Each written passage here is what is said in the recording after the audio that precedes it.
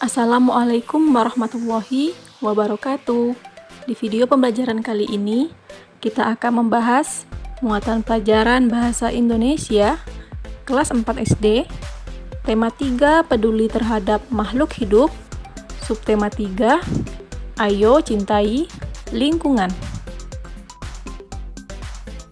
Kali ini, kita akan belajar daftar pertanyaan dan laporan wawancara.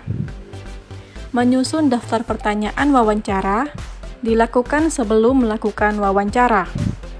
Daftar pertanyaan yang akan ditanyakan diurutkan dari hal yang umum ke hal yang khusus. Pertanyaan kepada narasumber diajukan secara berurutan, dimulai dari tahap pembuka, inti, dan penutup. Contoh daftar pertanyaan wawancara. Topik: budidaya kerang mutiara. Narasumber: peternak kerang mutiara. Daftar pertanyaan yang dapat diajukan: sudah berapa lama Bapak membudidayakan kerang mutiara?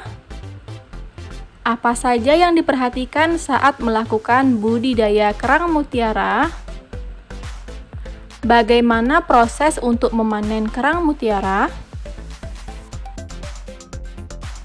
Setelah membuat daftar pertanyaan wawancara, selanjutnya adalah membuat laporan wawancara. Laporan hasil wawancara sebaiknya memuat bagian-bagian berikut. Pertama, topik wawancara. Kedua, narasumber.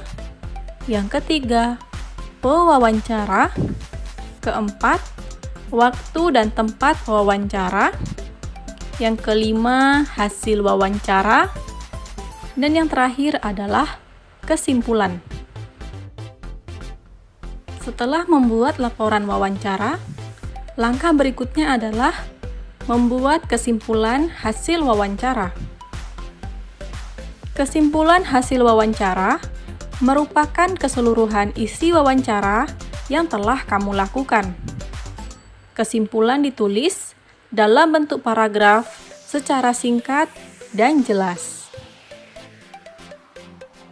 Langkah-langkah menulis kesimpulan hasil wawancara.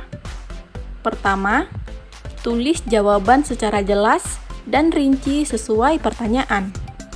Yang kedua, baca dan pahami kembali jawaban narasumber. Ketiga, lakukan pengelompokan jawaban yang mengandung inti topik wawancara. Keempat, tentukan ide pokok yang mengandung topik wawancara.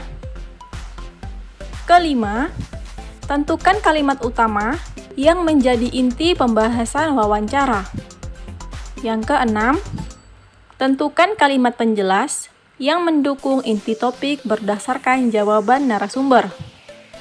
Ketujuh, gunakan kalimat efektif agar kesimpulan tidak terlalu panjang dan bertele-tele. Yang kedelapan, gunakan bahasa baku sesuai kaidah agar mudah dipahami. Hasil wawancara sebaiknya dipastikan kebenarannya dengan cara meminta tanggapan atau saran dari orang lain. Hal yang dilakukan sebelum memberi tanggapan. Yang pertama, membaca hasil wawancara secara utuh. Yang kedua, perhatikan hal-hal penting yang ada dalam wawancara, seperti ketentuan pertanyaan yang baik, kelengkapan jawaban, dan kesesuaian jawaban dengan topik. Gunakan bahasa yang santun saat memberi tanggapan agar tidak menyinggung orang yang meminta tanggapan. Seperti contoh, menurut saya, pertanyaan tentang jumlah anggota komunitas peternak kambing Etawa tidak perlu ditanyakan karena tidak sesuai topik wawancara, yaitu budidaya kambing Etawa. Setelah membuat kesimpulan hasil wawancara, kegiatan yang harus kita lakukan adalah mempresentasikan laporan hasil wawancara dengan tujuan Mempresentasikan laporan hasil wawancara adalah membagi informasi kepada orang lain tentang wawancara yang telah kita lakukan. Cara melakukan presentasi yang baik. Pertama, membuka presentasi dengan ucapan salam. Kedua, memperkenalkan diri dan menjelaskan maksud serta tujuanmu melakukan presentasi menggunakan bahasa yang santun. Yang ketiga, menyampaikan laporan hasil wawancara sebaik mungkin.